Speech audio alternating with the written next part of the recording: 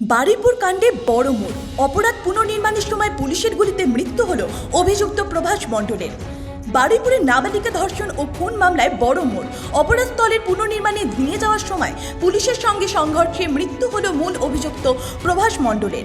Police সূত্রে জানা গিয়েছে, বুধবার গভীর রাতে বারুইপুর থানা তদন্তকারী দল প্রভাস মণ্ডলকে নিয়ে যায় সূর্যপুর এলাকায়। তদন্তের স্বার্থে ঘটনাস্থলের পুনর্নির্মাণের কাজ চলছিল। পুলিশের দাবি, সেই সময় আচমকাই এক পুলিশ কর্মীর আগ্নেয়াস্ত্র ছিনিয়ে নেয় প্রভাস। এরপর পুলিশ দলকে লক্ষ্য করে এক রাউন্ড গুলি চালিয়ে সেখান থেকে পালানোর চেষ্টা করে বলে অভিযোগ। পরিস্থিতি নিয়ন্ত্রণে আনতে আত্মরক্ষার্থে পুলিশ পাল্টা গুলি চালায়। তাতেই গুলিবিদ্ধ হয় প্রভাস মণ্ডল। সঙ্গে সঙ্গে তাকে উদ্ধার করে বারুইপুর মহকুমা হাসপাতালে নিয়ে যাওয়া হয়। তবে কর্তব্যরত চিকিৎসকরা তাকে মৃত বলে ঘোষণা করেন। উল্লেখ্য, কয়েকদিন আগেই বারুইপুরের ধপধপি এলাকায় এক নাবালিকার ধর্ষণ ও খুনের ঘটনাকে ঘিরে তীব্র উত্তেজনা ছড়িয়ে পড়ে। ঘটনায় দ্রুত তদন্তের নির্দেশ দেওয়া হয় এবং বিশেষ তদন্তকারী দল বা সিট গঠন করা হয়। সেই তদন্তেই গ্রেপ্তার করা হয় প্রভাস মণ্ডলকে। তদন্তকারীদের দাবি, প্রভাসকে জিজ্ঞাসাবাদের ভিত্তিতেই নাবালিকার দেহ উদ্ধার করা সম্ভব হয়েছিল।